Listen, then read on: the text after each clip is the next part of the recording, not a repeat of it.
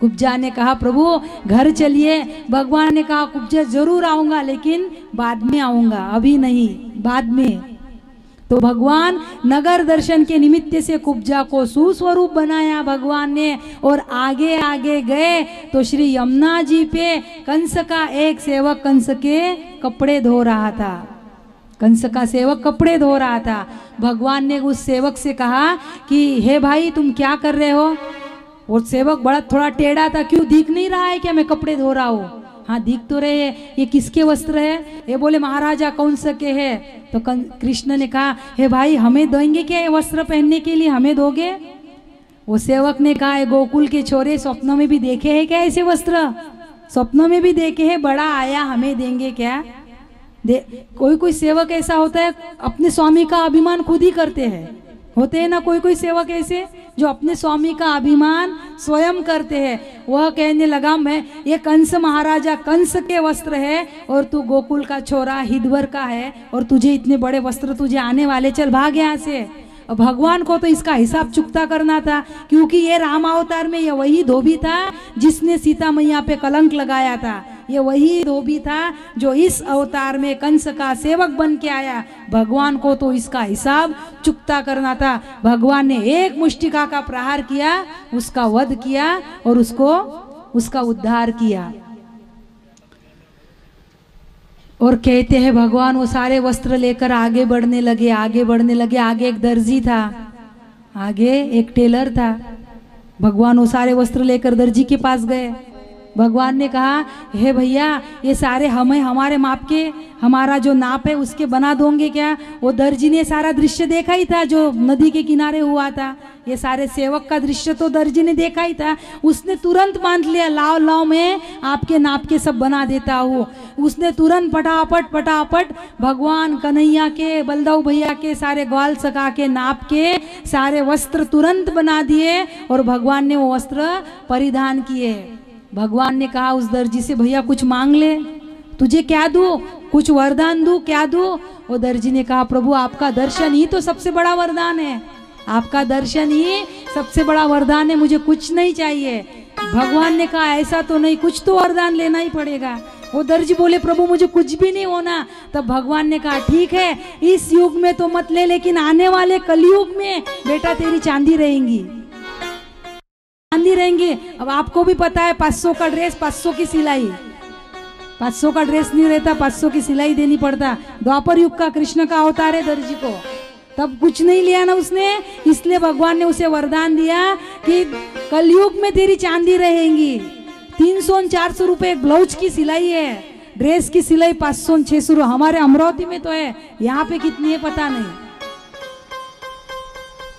ये भगवान का त्रेता युग में राम जी ने डॉक्टर और वकील को वरदान दिया। त्रेता युग में डॉक्टर और वकील को दिया और द्वापर युग में दर्जी को दिया।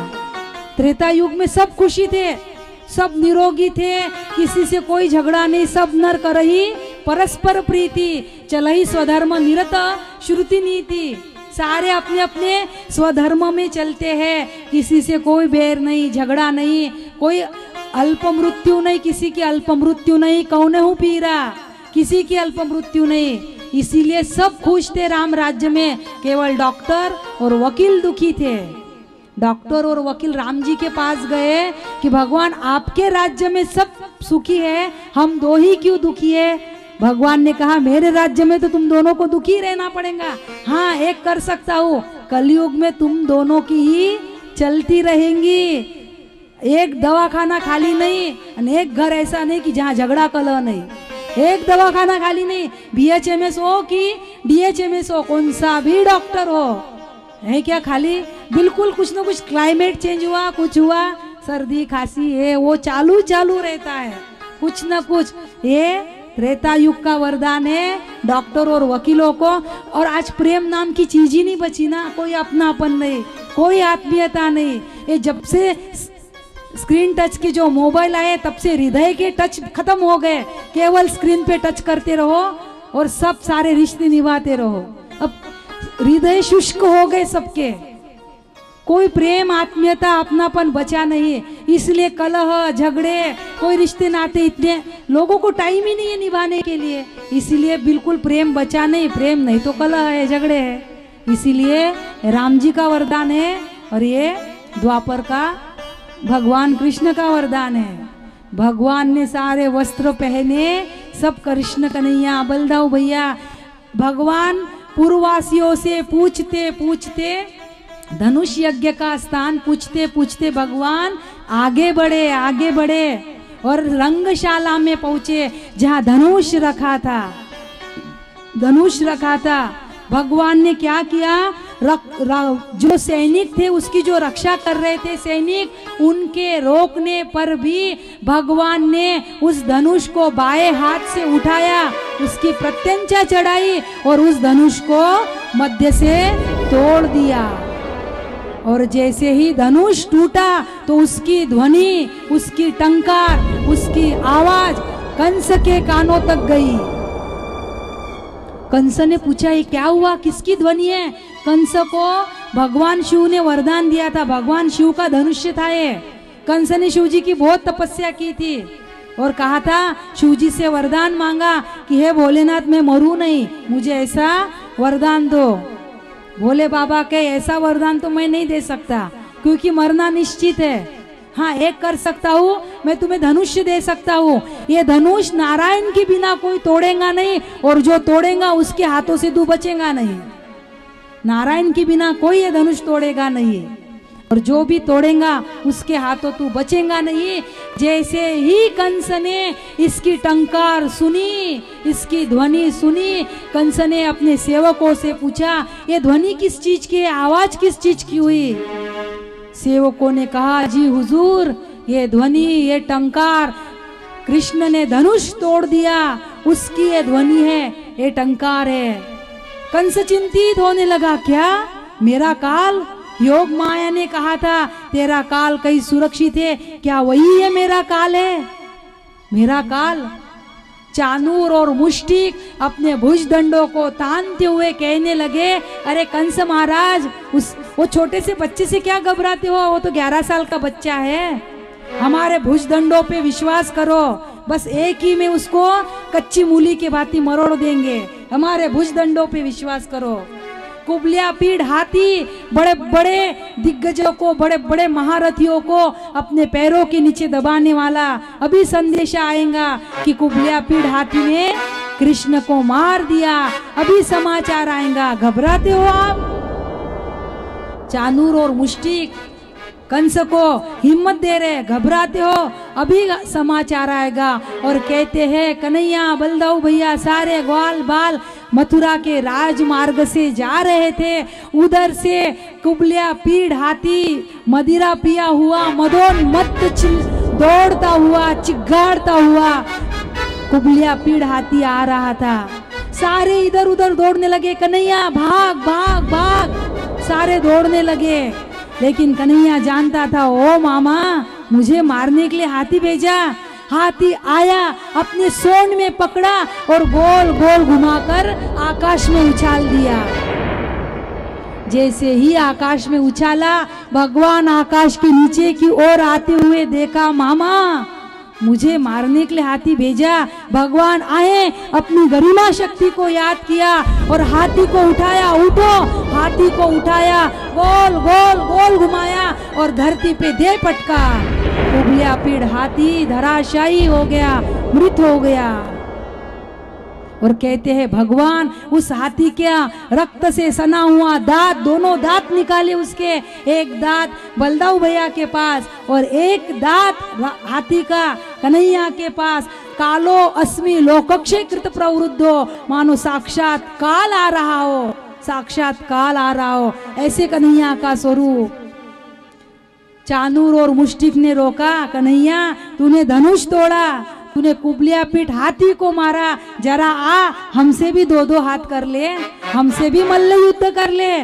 तो कहते हैं चानूर के साथ कन्हैया और मुष्टिक के साथ बलदाऊ भैया, दोनों ओर से घमासान युद्ध होने लगा, घमासान।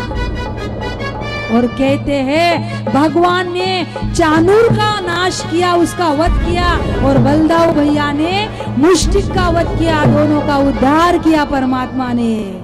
वसुदेव सुतम देवम कंस चानूर मर्दनम देवकी परमानंदम कृष्णम वंदे जगत गुरुम।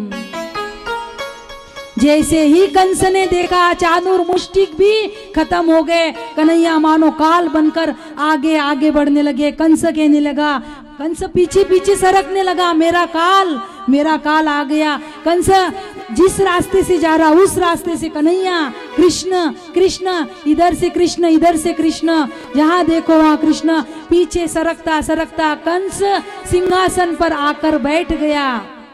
मेरा काल। कन्हैया कहे, मामा मैं काल नहीं हूँ, मैं देवकी का लाल हूँ, मैं काल नहीं। तू मुझे मारेगा? मामा मैं मारूंगा नहीं, मारना मेरा काम नहीं है, मैं तारूंगा। मैं कसाई नहीं हूँ मामा जो मारूंगा, मैं कसाई नहीं हूँ, मैं तारूंगा। और मामा अभी भी कुर्सी का मोह, सिंहासन का मोह नहीं गया, अभी भी कितनों के मांग का सिंदूर उजाड़ने वाले, कितनी माओ की गोद उजाड़ने वाले, अब तुम्हें कुर्सी पे सिंहासन पर बैठने का कोई अधिकार नहीं है। कन्हैया ने अपना बाया हाथ डाला, कंस के केशों को खींचा, मेरे माँ के केशों को खींचने वाले, देवकी के केशों को खींचने वाले, अब तुम्हें भी जीने का कोई अधिकार नहीं है। तुम्हारे जैसा क्रूर न कभी पैदा हुआ न कभी पैदा होगा। भगवान ने एक मुष्टिका का प्रहार किया और कंस धराशायी होता है, कंस का वध होता है। धरती हिलने लगी, आकाश समुद्र में लहरें उछलने लगी, धरती कंप होने लगा, भूकंप होने लगा, और सभी ने जय जयकार किया, सभी ने पुष्प वृष्टि की।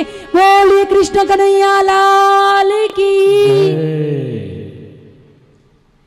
परित्राणाय साधूनां विनाशाय च दुष्कृताम्। साधुओं के परित्राण के लिए और दुष्टों के विनाश के लिए ही भगवान का अवतार हुआ है। सारे प्रजावासी, सारे नगरवासी परमात्मा को उपकारक नयनों से देखने लगे, उपकारक नयनों से। परमात्मा, जिस क्रूर कंस का तुमने नाश किया, अरे इतना क्रूर था कि अपने पिता को भी जिसने कैद में कारागृह में कैद करके रखा था, उग्रसेन को भी, कंस के जो पिता थे उग्रसेन, उसको भी कैद करके रखा था कंस ने। और कहते हैं भगवान ने उग्रसेन को भी कारागृह से मुक्त किया, वसुदेव देवकी को भी मुक्त किया, सबको मुक्त किया कारागृह से। और केवल मुक्त ही नहीं किया, तो कहते हैं भगवान ने मथुरा की राजगादी पे उग्रसेन का राज्याभिषेक किया, उग्रसेन का। नहीं तो नियम ऐसा है कि जिस राजधानी को हम जीतते हैं वो हमारी होती है, ऐसा युद्ध का नियम था। लेकिन कृष्ण उस राजगादी पे नहीं बैठे, उग्रसेन जी का राज्याभिषेक किया, उग्रसेन जी को राजगादी पे बिठाया, सब कुछ कारागृह से मुक्त किया मेरे भगवान ने। और आज भगवान ने, लाला ने नंद बाबा को, सारे ग्वाल वालों को, सबको विदाई दी। बाबा आप जाइए, मैं आऊंगा बाद में, सबको विदाई दी। और स्वयं परमात्मा उज्जैन, अवंतिका नगरी यानी उज्जैन सांदीपनी ऋषि के आश्रम में विद्या अध्ययन करने के लिए परमात्मा आज गुरुगृह जाते हैं। गुरुगृह गए पढ़न रघुराई, राम जी भी गए थे ना, अल्पकाल विद्या सब आई। परमात्मा विद्या अध्ययन करने के लिए सांदीपनी ऋषि के आश्रम में जाते हैं। और केवल 64 दिन और 64 रात में भगवान ने 64 कलाओं का, सारी 64 कलाओं की विद्याओं का अध्ययन कर लिया। केवल 64 दिन और 64 रात्रि में पूरी 64 कलाएं प्राप्त कर ली। और कहते हैं विद्या अध्ययन के बाद में भगवान ने गुरु जी से पूछा, सांदीपनी ऋषि से, कि हे गुरुदेव मैं आपको गुरु दक्षिणा में क्या दूं? तब सांदीपनी ऋषि ने कहा, हे कन्हैया अगर गुरु दक्षिणा देनी है तो इतनी दो कि मेरा मरा हुआ पुत्र मुझे वापस ला दो। तो कहते हैं भगवान ने गुरु दक्षिणा के रूप में सांदीपनी ऋषि का जो पुत्र मर गया था समुद्र में, भगवान ने वह उस मृत पुत्र को सांदीपनी ऋषि को वापस ला दिया गुरु दक्षिणा में। और कहते हैं यहाँ पे श्री सुखदेव जी महाराज सारे एक एक चरित्र सुना के अब श्री सुखदेव जी महाराज कौन सा चरित्र सुना रहे हैं? गोपियों के प्रेम का और उद्धव के अहंकार के नाश का चरित्र परमात्मा श्री सुखदेव जी परीक्षित जी को सुना रहे। गोपियों के प्रेम की चर्चा और उद्धव के अहंकार के निराश की चर्चा। गोपियों का प्रेम और उद्धव को अहंकार था, उद्धव को अहंकार था कि मैं बृहस्पति का शिष्य हूं, बृहस्पति का शिष्य में ज्ञानी हूं, ब्रह्म सत्य जगत मिथ्या, इस सिद्धांत को मानने वाले उद्धव जी थे। वृंदावन भेजा, हम संक्षेप में कह रहे हैं, मथुरा से वृंदावन भेजा। और जैसे ही उद्धव तो ज्ञान लेके आए थे कि मैं गोपियों को ज्ञान दूंगा, सबको समझाऊंगा, क्या रो रही हो गोपियां, कुछ नहीं है, ब्रह्म सत्य है और जगत मिथ्या है। उद्धव जी तो ये सोच के आए थे, लेकिन जैसे ही उद्धव जी ने गोपियों का, ग्वाल वालों का, सखाओं का, नंद बाबा का, यशोदा मैया का प्रेम देखा, और कैसा प्रेम था गोपियों का, कैसे प्रेम देखकर उद्धव जी गदगद हो गए। उद्धव जी सारे गोपियों के, नंद बाबा के चरणों में लोट-पोट हो गए। गोपियों का प्रेम कैसा है, क्या कहती है गोपियां?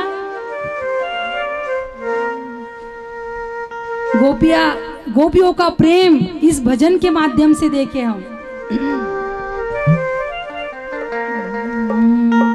मेरी लगी शाम संग प्रीत, ये दुनिया क्या जाने, कोई क्या जाने, कोई क्या जाने, वो मुझे मिल गया मन का मीत, दुनिया क्या जाने, मुझे मिल गया मन का मीत, ये दुनिया क्या जाने।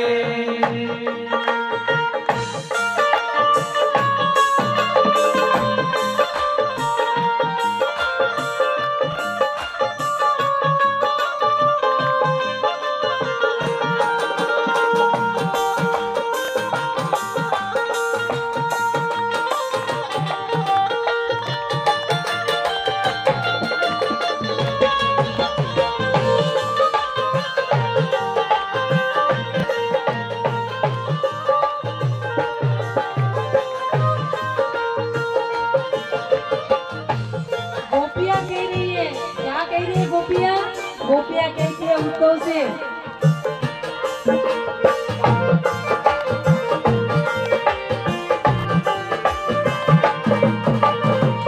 छवि लगी मेरी शाम की जब से, छवि लगी मेरी शाम की जब से, आई बावरी मैं तो तब से, आई बावरी मैं तो तब से, बांधी प्रेम की डोर मोहन से, बांधी प्रेम की डोर मोहन से, नाता तोड़ा मैंने जग से, नाता तोड़ा मैंने जग से। ये कैसी पागल प्रीत, दुनिया क्या जाने, ये कैसी पागल प्रीत, दुनिया क्या जाने, क्या जाने कोई क्या जाने, क्या जाने कोई क्या जाने, क्या जाने कोई क्या जाने, क्या जाने कोई क्या जाने, मुझे मिल गया मन का मीत, दुनिया क्या जाने, मुझे मिल गया मन का मीत, दुनिया क्या जाने।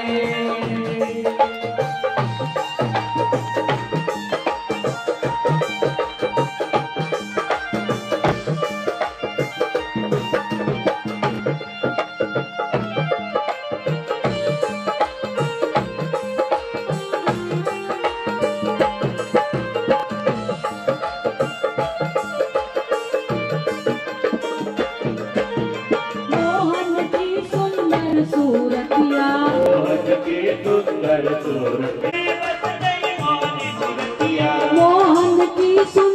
सूरतिया, मोहन की सुंदर सूरतिया, मन में बस गई मोहनी मूर्तिया, मन में बस गई मोहनी मूर्तिया, लोग कहे मैं तो भई बावरिया, लोग कहे मैं तो भई बावरिया, जब से ओढ़ी शाम चुनरिया, जब से ओढ़ी शाम चुनरिया, मैंने छोड़ी जग की दुनिया।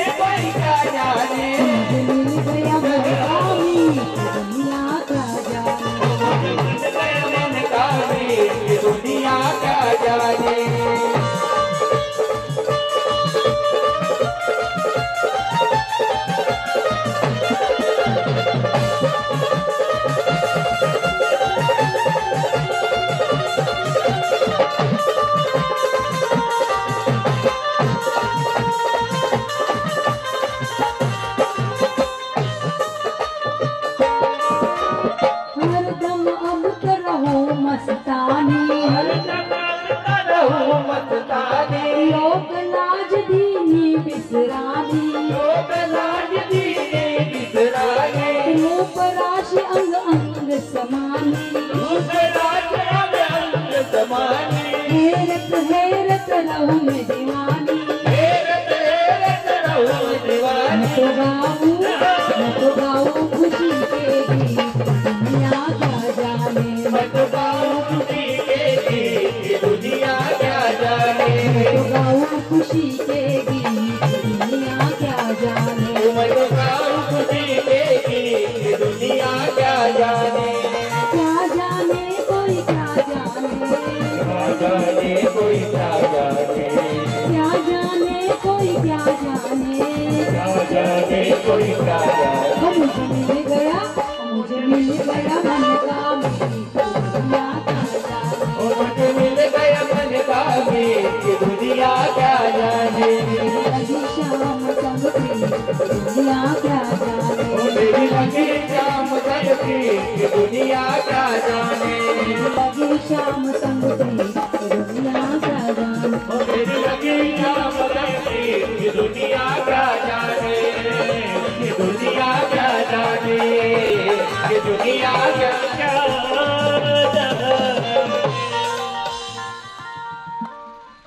तक पे आएंगी तब मुक्ति तू भी मुक्त हो जाएगी।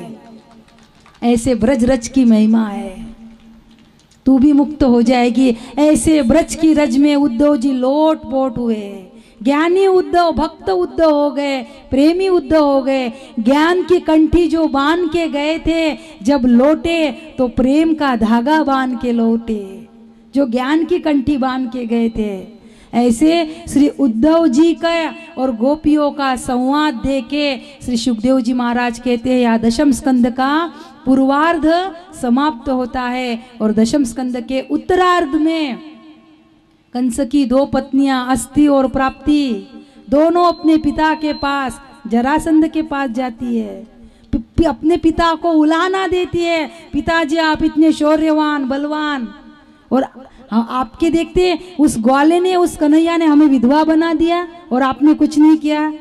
जरासंध ने कहा, पुत्रियों चिंता मत करो, मैं जरूर प्रतिशोध लूंगा, उस ग्वाले से कन्हैया से जरूर प्रतिशोध लूंगा। और कहते हैं जरासंध राक्षस 23 अक्षोहिणी सेना लेकर 23 अक्षोहिणी सेना लेकर मथुरा पे जरासंध राक्षस ने चढ़ाई की, और एक बार दो बार नहीं, पूरी 17 बार, और हर बार भगवान ने जरासंध को पराजय किया।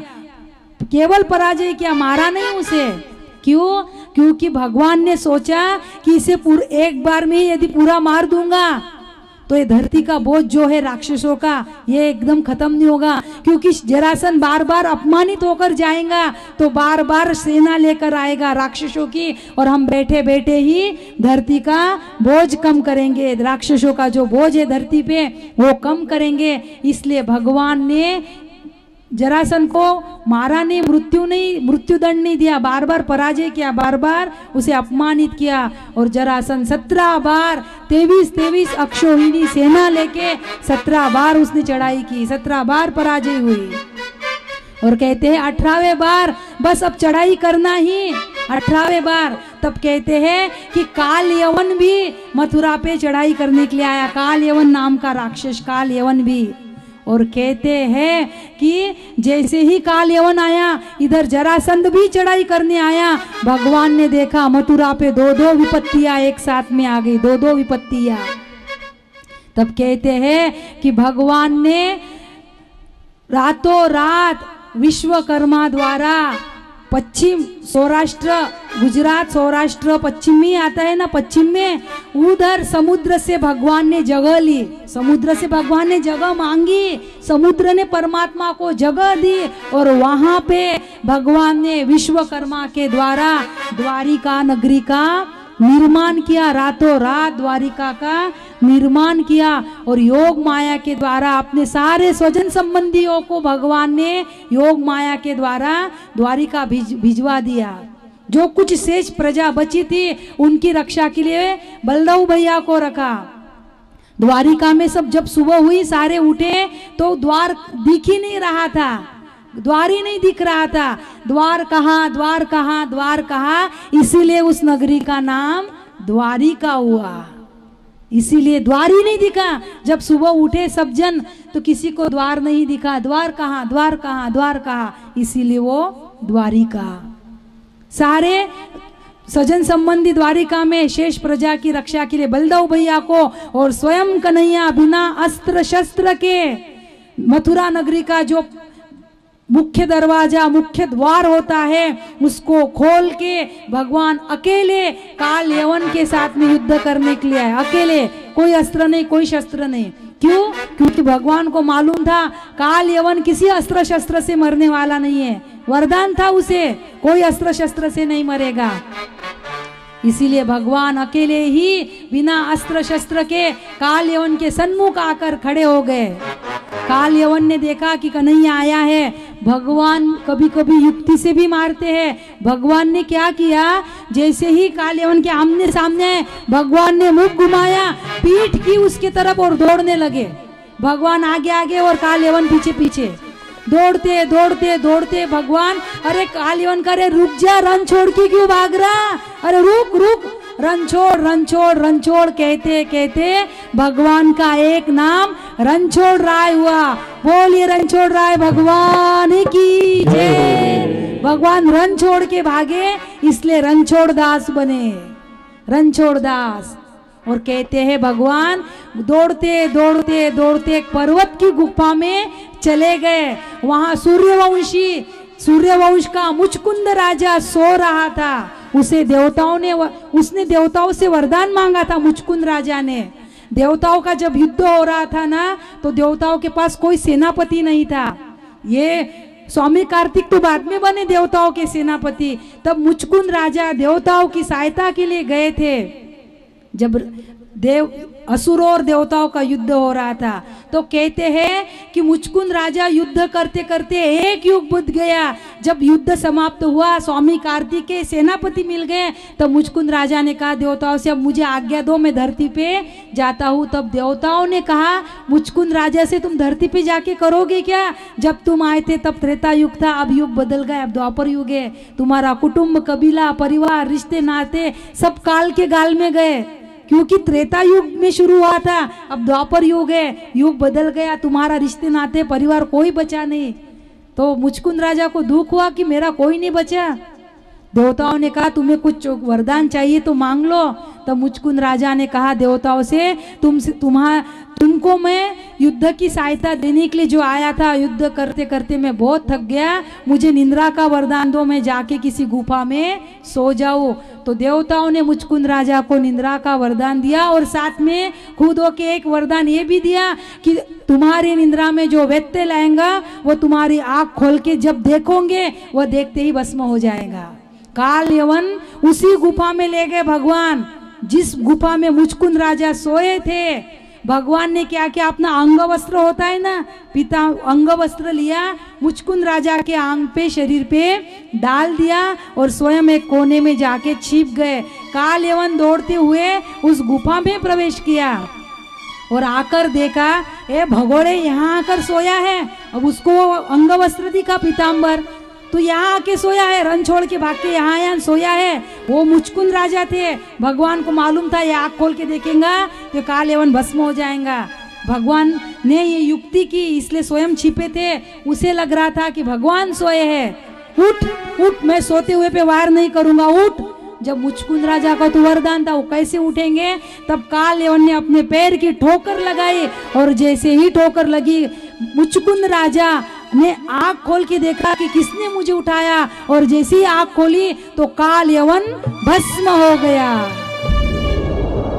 और जैसे ही काल यवन भस्म हुआ, मुचकुंद राजा के कुछ समझ में नहीं आया कि क्या घटना हुई, मैंने समझ में नहीं आया। तब कहते हैं किसी कोने में से जहाँ भगवान खड़े थे, वहां से एक अलौकिक दिव्य प्रकाश, एक दिव्य आभा आ रही थी।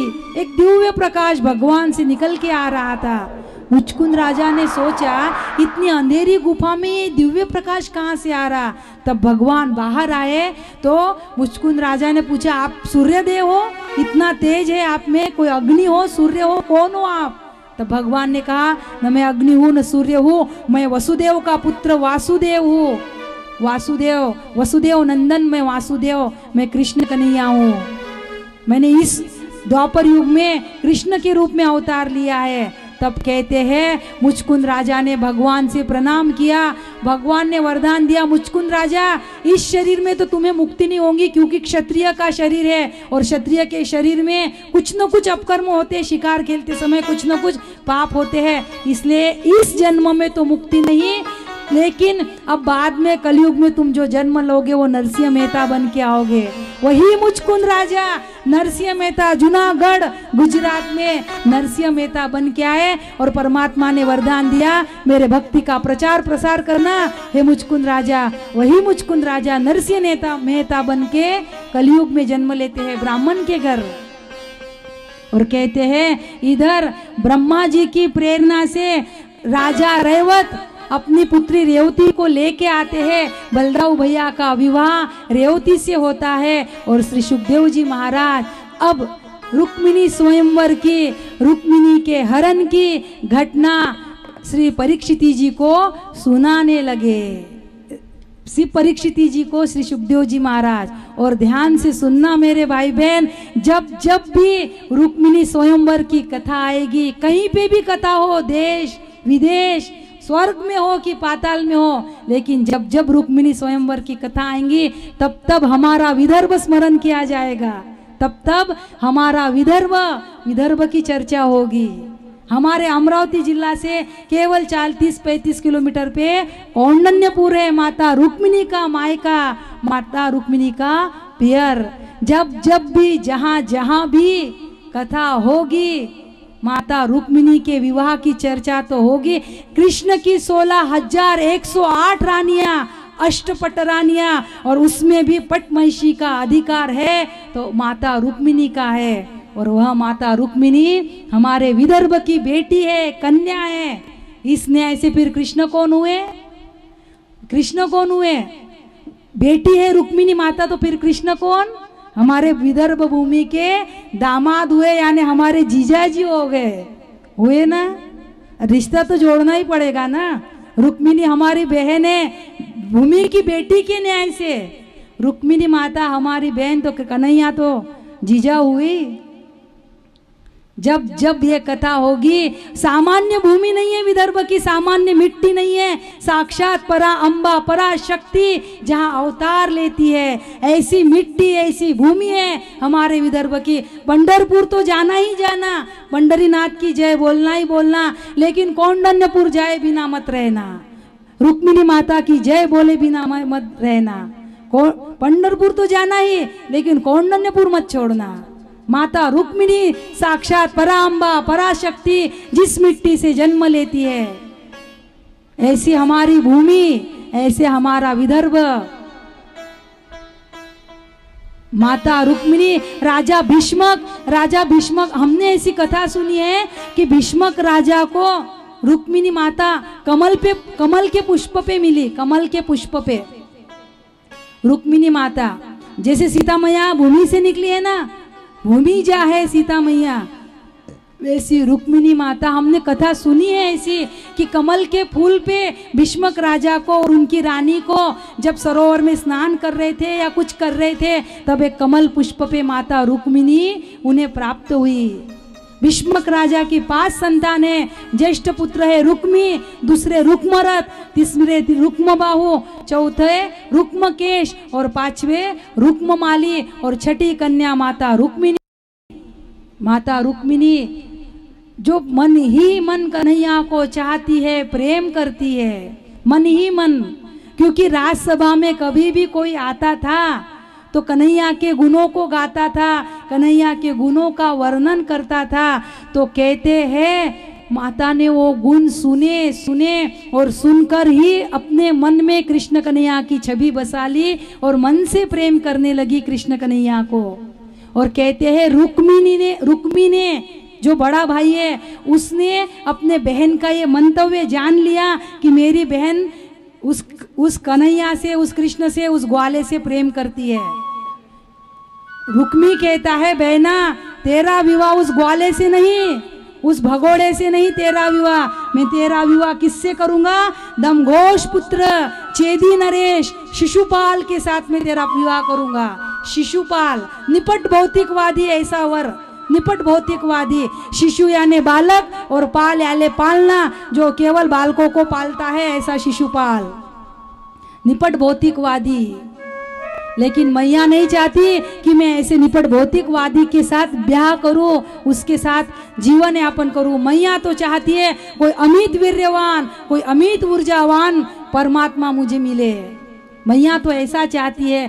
थोड़ा समय बचा, सारी विवाह की तैयारियां हो गई, पत्रिका भी छप गई, सारी तैयारियां नजदीक। शिशुपाल भी कौंडन्यपुर आकर बैठ गया, सारा सब आकर बैठ गए। अब थोड़ा समय बचा, मैया को चिंता होने लगी। मैया ने 7 श्लोकों में एक पत्र लिखा, 7 श्लोकों में, और सुदेव नामक ब्राह्मण के हाथों वह पत्र विदर्भ से सौराष्ट्र भेजा।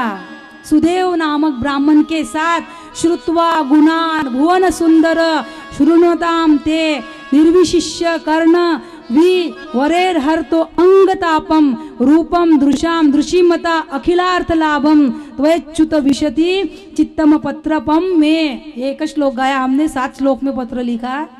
श्रुत्वा गुणान, हे प्रभु मैंने आपको देखा तो नहीं है, आपके गुणों को सुना है। श्रुत्वा गुणान भुवन सुंदर, तुम त्रिभुवन सुंदर हो परमात्मा। मैंने मेरा मन तुम्हें अर्पण कर दिया है, मैं रीझ गई हूँ तुम्हारे गुणों पे। हे कन्हैया, मैंने मेरा तन मन और जीवन सर्वस्व तुझे अर्पण किया कन्हैया। ऐसा पत्र लिख के मैया ने, और यंत्रणा भी बना के भेजी, प्लानिंग यंत्रणा बनाई मैया ने ही। मैया ने लिखा उस पत्र में कि माता अंबिका, कौंडन्यपुर में अंबिका माता का मंदिर है, वहाँ पे वो खिड़की भी है जहाँ भगवान हरण करके ले गए थे। माता अंबिका के मंदिर में हमारे यहाँ की विधि है, माता गौरी का, अंबिका का पूजन किए बिना विवाह की कोई भी विधि आगे नहीं बढ़ती, वैवाहिक कार्य कोई भी आगे नहीं बढ़ता। मैं माता अंबिका के पूजन के लिए आऊंगी, हे कन्हैया तब तू मेरी लाज रख लेना, मेरी रक्षा करना, तब मुझे हर के ले जाना।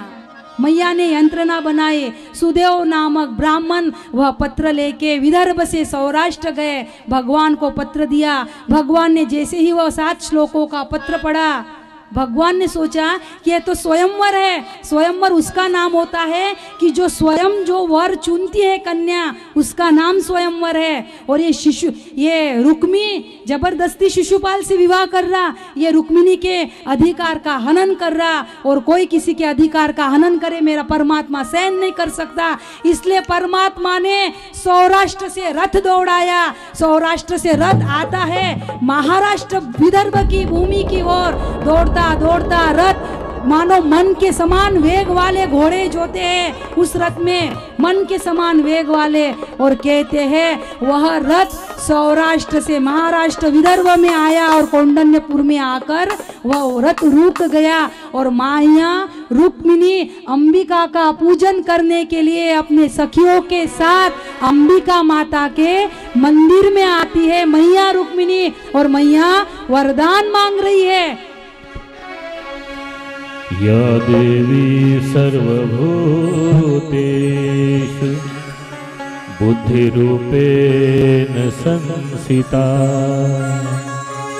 नमस्तस्यै नमस्तस्यै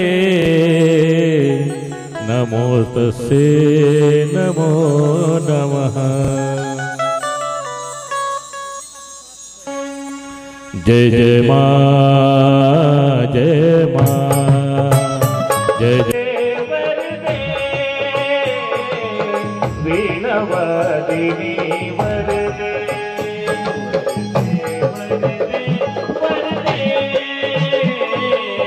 वीणवादिनी वरदे। जय जय मां, जय मां, जय जय मां, जय मां, वरदे वरदे वरदे,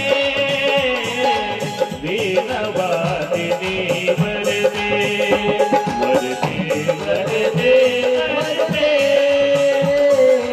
वीणवादिनी वरदे। जय जय मां, जय मां,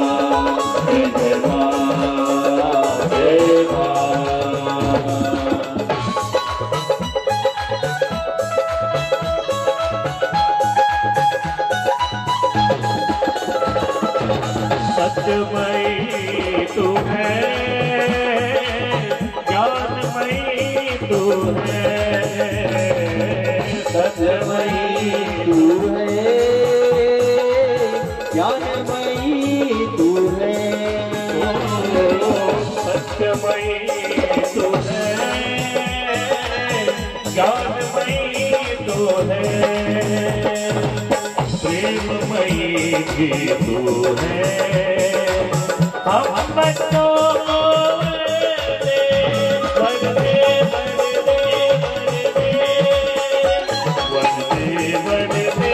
वरदे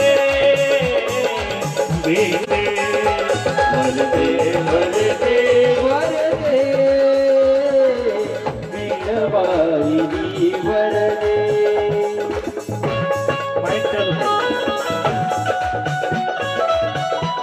मैया रुक्मिणी माता का पूजन कर रही है, मैया को टीका लगा रही है, माता का पूजन कर रही है।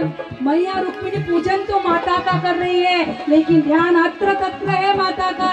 रुक्मिणी मैया का ध्यान अत्र तत्र है। सरस्वती भी तू है,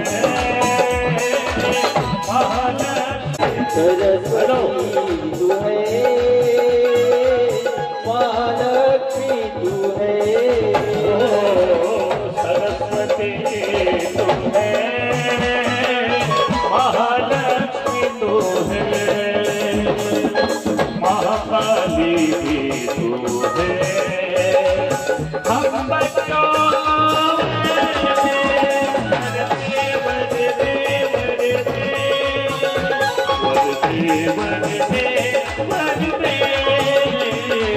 वीणवादिनी वरदे वरदे वरदे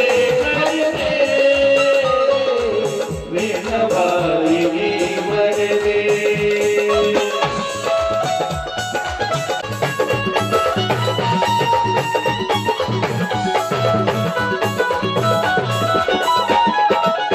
निर्मल मन कर दे,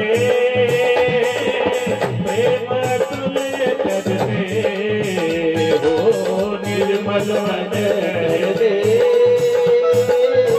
सेवा तुला कर दे, हो निर्मल मन कर दे। हमको वरदे वरदे वरदे वरदे वरदे वरदे वरदे वीणवादिनी वरदे वरदे वरदे वीणवादिनी। मैया पूजन कर रही है, रुक्मिणी मैया पूजन कर। अभी तक क्यों नहीं आए, क्यों नहीं आए? कन्हैया आप जल्दी आ जाओ, समय बहुत कम बचा है। मैया भीतर की तार से पुकारने लगी और उसी समय कन्हैया रथ लेकर आते हैं मंदिर की ओर। कन्हैया दौड़ते हुए आए हैं, कन्हैया दौड़ते हुए और अपना हाथ रुक्मिणी को दिया और रुक्मिणी का हरण करके ले गए परमात्मा।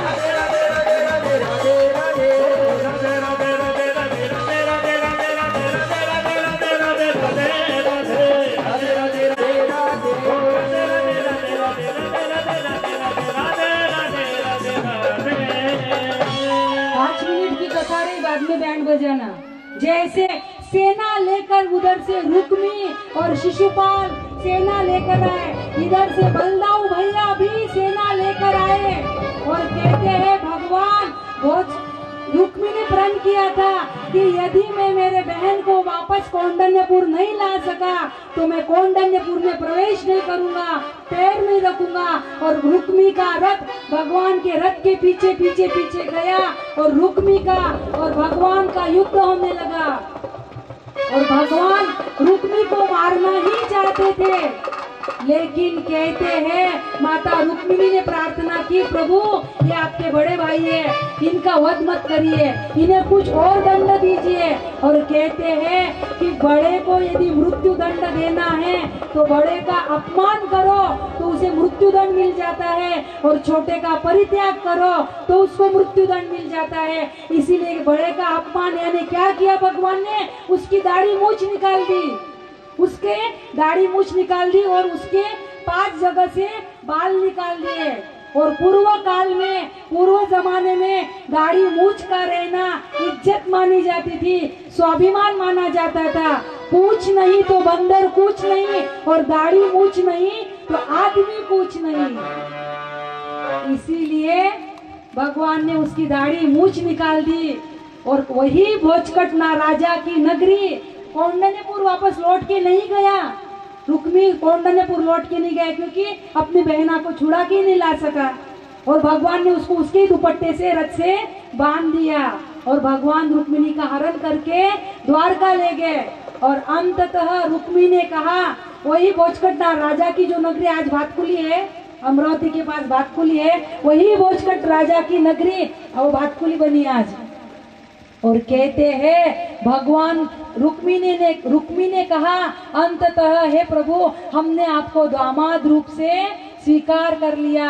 परमात्मा द्वारका लेके रुक्मिणी को आते हैं, पहले हरण किया, अब पानी ग्रहण कर रहे हैं परमात्मा। रुक्मिणी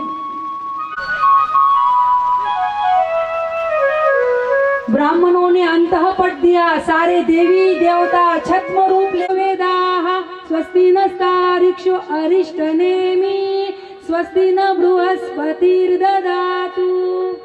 सबको अक्षत दीजिए। 3 मंगलाष्टक।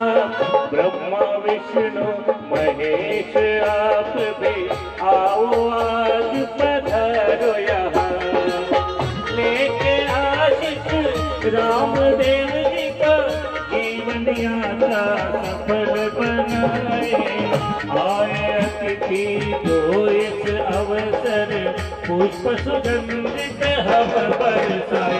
होया सदा मंगलम सावधान, होया सदा मंगलम सावधान। सभी बड़े अपने निभाना तुम, सेवा सबके करते रहना, सबके दिल में रहना तुम। नाम बढ़ाना अपने कुल का, आदर्श माँ से सीख कर। पिता के कदमों पर तुम चलना, शीलता की मूरत बनकर। होया सदा मंगलम सावधान, होया सदा मंगलम सावधान। कन्या बागड़ले फुला परे घरे, जाते अता सासरे। आला कही वरुनिया गड़ा, माता पिता के बुरे। माना लेत सदैव पुली, बिनवे से वधो पिता। वराणि सर्व निरोप देते, साश्रु नयनी। कुर्या सदा मंगलम, वधूवरो शुभं भवतु सावधान। कुर्या सदा मंगलम सावधान, कुर्या सदा मंगलम सावधान, कुर्या सदा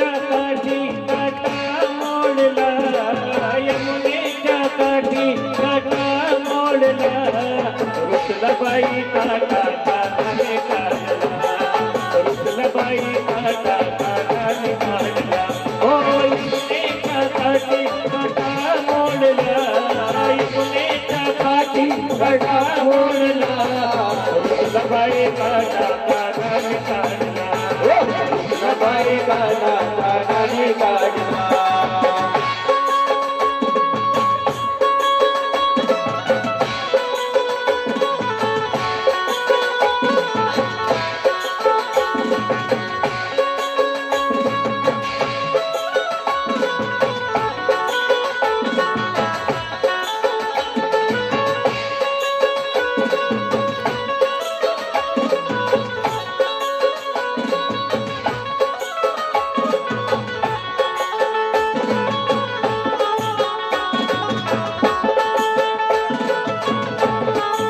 कोई कहे गोविंद कोई गोपाल कोई कहे गोविंद कोई गोपाल तो कहो सावरिया बांसुरिया वाला तो कहूँ सावरिया बांसुरिया वाला कोई कहे गोविंद कोई गोपाल कोई कहे गोविंद कोई गोपाला कोई कहे गोविंद कोई गोपाल तो कहो सावरिया बांसुरिया वाला तो कहूँ सावरिया बांसुरिया वाला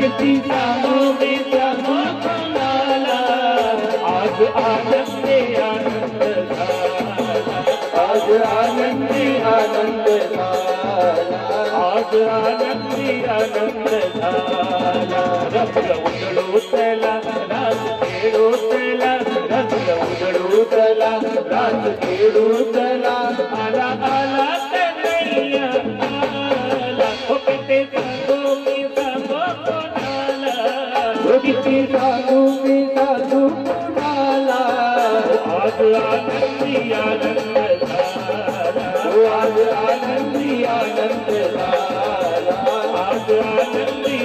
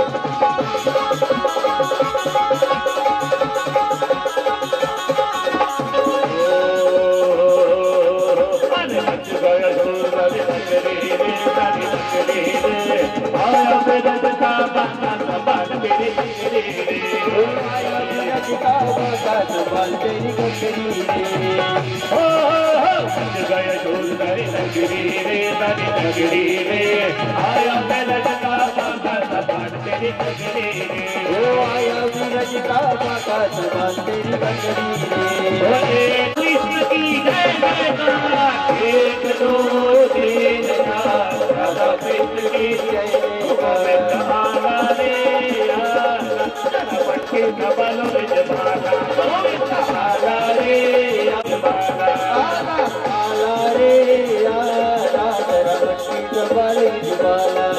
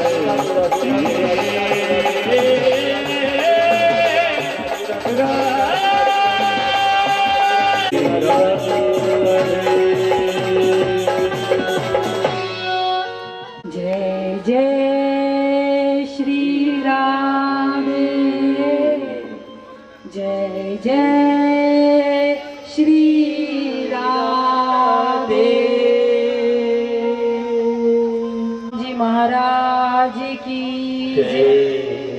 सद्गुरु भगवान की जय। श्रीमद् भागवत महापुराण की जय।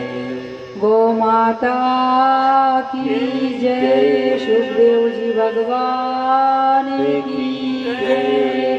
नमः पार्वती पतये हर हर महादेव।